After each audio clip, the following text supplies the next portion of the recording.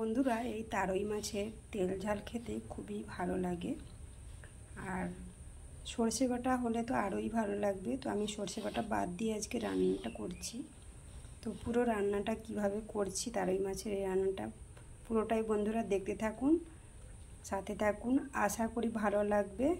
আর বন্ধুরা অপর্ণা কিচেন ব্লগের আবার একটা নতুন রেসিপিতে সবাইকে স্বাগত জানাই। বন্ধুরা কেমন আছেন? আশা করি ভালো আছেন। তো আজকে আমি নতুন রেসিপি একটি বানাবো, তারই মাছের তেল ঝাল।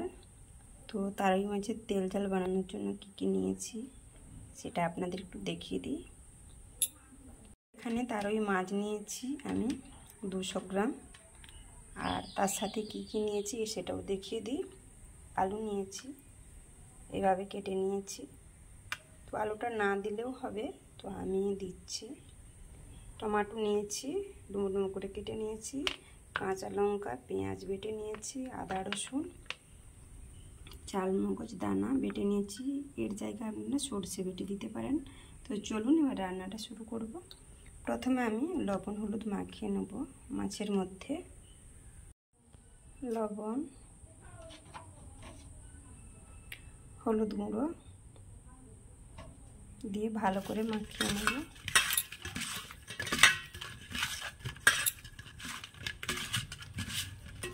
যাতে মাছের ভেতর লবণটা ভালোভাবে ঢুকে যায়, সেজন্য ভালো করে ঘষে ঘষে মাখিয়ে নিলাম।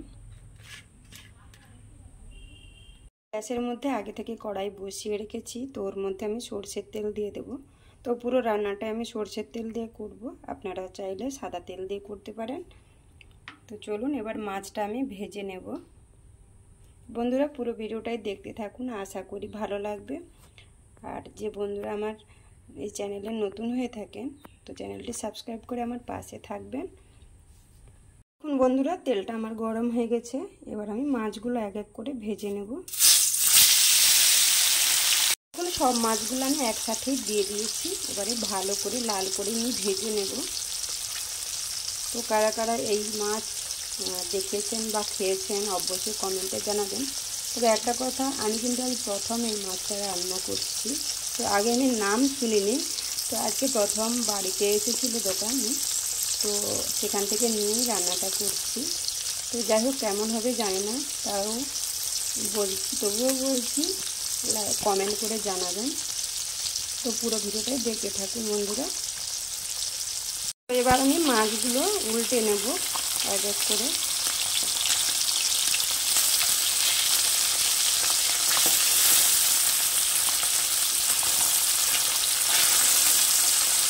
তো এক কাঁটার মাছ, সমুদ্রের মাছ খেতে খুবই ভালো লাগে। মাছগুলো আমার ভাজা হয়ে গেছে, এবার আমি তুলে নেব। লাল করে আমি ভেজে নিয়েছি। এই তেলের মধ্যে আমি আলুগুলো কষিয়ে নেব হালকা করে। এর মধ্যে অল্প করে লবণ দিয়ে দিলাম, লবণ দিয়ে কষিয়ে নেব।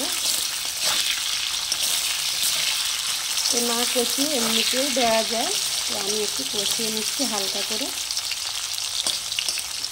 আলুটাই ভাজা আমি হালকা করে কষে নিয়েছি, এবার আমি নামিয়ে নেব। বন্ধুরা ওই তেলের মধ্যে আমি কালো জিরে ফোড়ন দিয়ে দেব। তো ফোড়নটা আমার ভাজা হয়ে গেছে, তো এর মধ্যে আমি কেটে রাখা টমেটোগুলো দিয়ে দেব।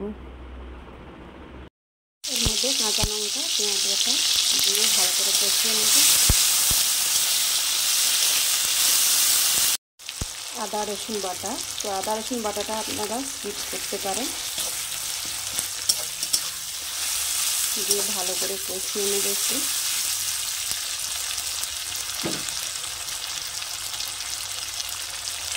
এর মধ্যে সামান্য লবণ,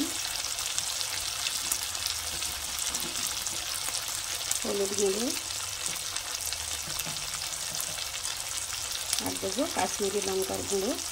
তো ঝাল লঙ্কার গুঁড়ো দেবো না এতে, কারণ কাঁচা লঙ্কা বেটে দিয়েছি, সেই জন্য দিয়ে ভালো করে কষিয়ে নেব। মশলাটা আমার কষানো হয়ে গেছে, ওর মধ্যে কষে রাখা আলুগুলো দিয়ে দেব, দিয়ে ভালো করে কষিয়ে নেব। তো তো দেখুন এভাবে কষে নিয়েছি।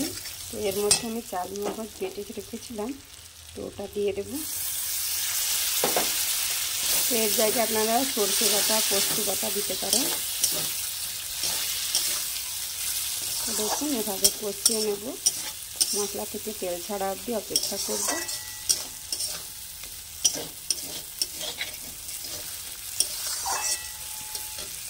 দেখুন বন্ধুরা, মশলা থেকে সুন্দর তেল ছেড়ে গেছে। তো এই অবস্থায় আমি পরিমাণ মতো জল দিয়ে দেব।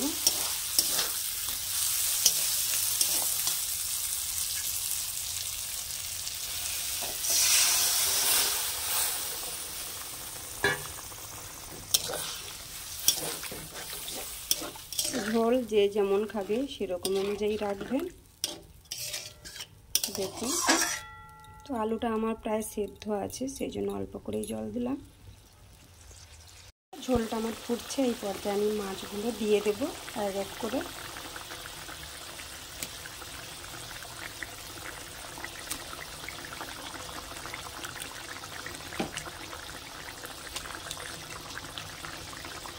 উপর থেকে একটুখানি জিরে গুঁড়ো ছড়িয়ে দিলাম।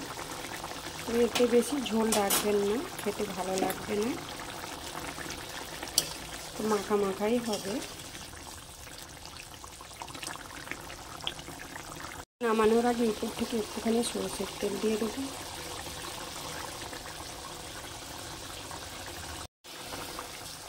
এবার আমি আলতো হাতে নাড়াচাড়া করে এবার নামিয়ে নেব। নামিয়ে নিয়েছি, দেখতেই পাচ্ছেন। এবার আমি একটা বোলের মধ্যে নিয়ে নেব।